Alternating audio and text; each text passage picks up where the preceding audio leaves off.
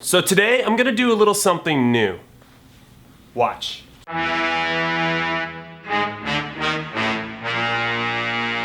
It'll be unlike anything you have ever seen on this channel. Kind of.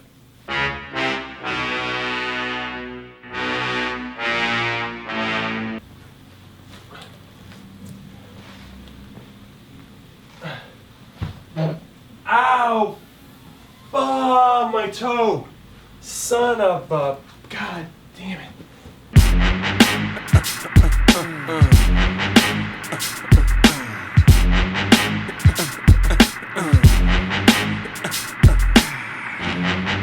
Yes! I always wanted to be a coach!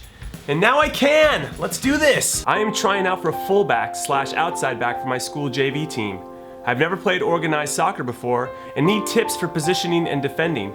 Please help me make the team. First off, I'm a life coach, not a miracle worker, but I have a few ideas. One, when you're on the field, let's say as the right back, pretend there's an invisible rope tied around you and the right midfielder that's right in front of you. And say there's an invisible rope that's tied around you and the right center back who should be right next to you. Defensively, the proper spacing is about 10 to 15 yards away from those guys. If it gets too big, then people can play through you and it becomes a bit hectic and you're scrambling. You never want to be scrambling. But if you have the proper spacing when the ball turns over, then you're in a good supporting position so you can keep the ball and move forward with it. Two, you have to communicate at all times. So the right midfielder can't see what's behind him, but that's what you're for. So you can put him in a good starting position, or you can tell the right center back if the ball's on the left side of the field that he's got someone on his right shoulder, which would make a big difference. So all these little things matter. You just have to open your mouth. Three, ask the coach what you can work on to get better and then go work on it and then keep working on it until it's not a weakness anymore. Four, if you don't end up making the team, don't let that deter you. Just ask the coach if he can come out and still practice with him so you can prove to him that you want it no matter what,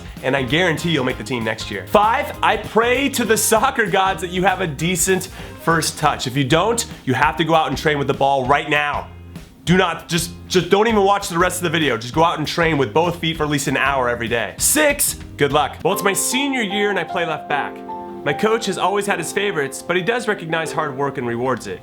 Currently, I'm not the starting left back, but the season did just start, and I was wondering if you had any advice on how to break into the first team. Yes, I always have advice. I'm a life coach, and here it is. You gotta win over the guys that are in the first team already. If you can make the game easier for them, they're gonna be the first ones to go over to the coach and say that you need to play. But you have to prove it to them every day in practice and every time you step on the field in a meaningful game. Also, this sounds like you need to be perfect, but you don't need to be perfect because perfection doesn't exist. So play simple, play what you see, do not force anything, and if you make a mistake, try like hell to win the ball back as soon as possible. Also, times two, go have a real talk conversation with your coach and tell him what you want, especially since it's your senior year, and ask him what you have to do to become the full-time starter. Then go do everything he tells you to do, then do some more when no one is watching and make that left back spot yours. Hey Jimmy, I'm a 19-year-old boy who recently dropped out of my last year in school, and I'm now struggling to find my path and don't know what I want to do in the near future.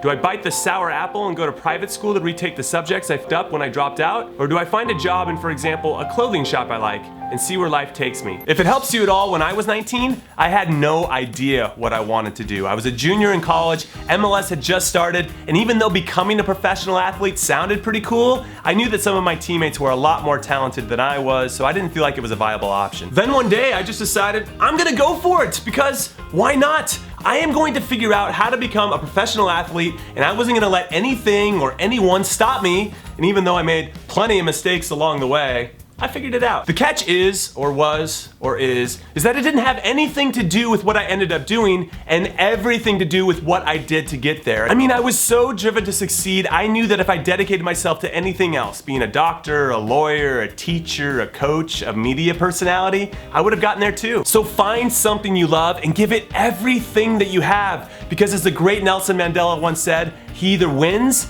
or he learns. He never loses. Also, to answer your question directly, if someone else is paying for your school, you need to go back there immediately and take full advantage of what that place has to offer. talk to teachers, get exposed to as many subjects as possible, read books, be inspired, and become the positive change that you wish to see in the world. How do you keep on getting out of your comfort zone, especially when you want to give in? I like to be challenged, so I thrive on getting out of my comfort zone and trying to solve how I'm going to be successful in new situations like a Rubik's Cube, which means for me, it's simply a mindset, an attitude towards life. Carpe diem, seize the day. In fact, have you seen the movie The Dead Poets Society? You should check it out. About 7 years ago, I started to play football at a local club.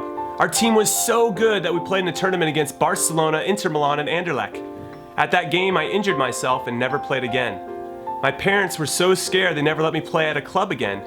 How could I tell them that I want to start again? It's simple. Tell them you have something that you want to talk to them about, something that's very important to you. And when that happens, tell them that this is a decision that you've been thinking about for a long time, something that means something to you and that you want to pursue playing again, and then give them a chance to respond. They might surprise you with their answer, or they might not. Recently, me and my friends started a soccer sevens team and we're having fun. But none of them have really played soccer before, and they all look to me to train them as I have been playing soccer for 12 years. But I've never played soccer sevens before either, and it's very different. I know what they need to work on, their first touch, possession, and shooting, but I don't know any drills for it, and I'm not a very good leader. Can you give me some advice? There are 3 things of note here. 1, by you reaching out about how to help your whole team and not just yourself, you have proved that you're a very good leader. 2, I would just encourage your teammates to play in as many pickup games as possible so they get comfortable with how to move and how to create space and how to trap a ball and how to shoot, etc. And then they'll naturally get a little bit better. And 3, you said you guys were all having fun, so what else is there? I have just moved into year 12 in school, which in Australia is the last year of high school, and I'm having trouble getting motivated for anything including schoolwork, stuff with friends, and my part-time job. The only thing I get pumped for is either watching football or playing it with my friends, but I'm definitely not good enough to go pro, so that's not really an option.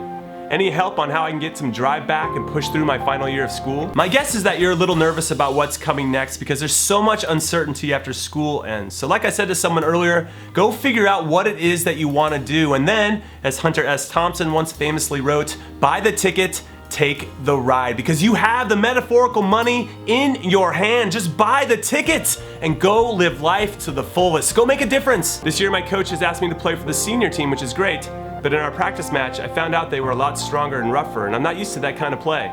I was hoping you could give me some advice on how to deal with this, as I hope a good year in the seniors could help me get scouted. If you really want to become a professional, then you should be playing against players that are stronger and rougher and better than you are, because then you're going to develop quicker, so embrace it. Figure out a way to have success in this new environment, and it'll serve you well when you go on trial somewhere. So I need some serious advice. I was just recently turned down when I proposed to my girlfriend, and I've had a really unstable year. How do I keep my chin up and focus on the sports and things that I love, i.e. soccer and rock climbing, even when life gets so hard? Since she was clearly not ready for this type of commitment, maybe she just did you the biggest favor of all time by not marrying you. With that said, I know you're suffering right now, so my suggestion is your suggestion. Keep it simple. So take it one day at a time and make sure you surround yourself with people who are good listeners and who make you laugh. Because I believe having daily achievable goals, which has to include exercise, along with people who are good at listening and making you laugh, are gonna help you heal and move on quicker. What is the stupidest thing a coach has told the team to do? This is a great question because it made me go back and think through all of the memories I have from when I was a player, and it reminded me of one in particular. I once had a youth club coach who told us to throw a game against a much weaker opponent so that one of our rivals, who we had beaten earlier in the tournament, wouldn't advance out of their group. So as much as I love my old club coach and I appreciate his competitiveness, it just felt wrong to lose on purpose, which we didn't end up doing. We just couldn't do it. We just couldn't physically do it. And obviously that was for the best. You come across, at least on camera, as a very confident and likable guy. I'm decent at pretending to be confident and cool, but I'm not really sure how to pull it off for real, because as soon as I stop the act for something real, people seem to drift away. I feel like I'm weird and annoying, but everyone tells me I'm not. How do I shake that insecurity? First off, everyone is weird and annoying, so you should find some comfort in that. Second, during my years as a player, I learned that I could only control 2 things, my attitude and my performance. That's it. So each day when I woke up then and when I wake up now, I make the decision to attack each day with a big smile on my face, and I don't worry about the rest, and my confidence comes from that. So stop trying to be anyone but yourself. Be proud of what you're interested in. Be passionate in what you love to do and who you're in love with. Be fearless in your decision making and embrace whatever comes your way, both good and bad. All right, that is it. If you want more of this, if you found this helpful in any way, then let me know down below and maybe we'll do it again soon. Later.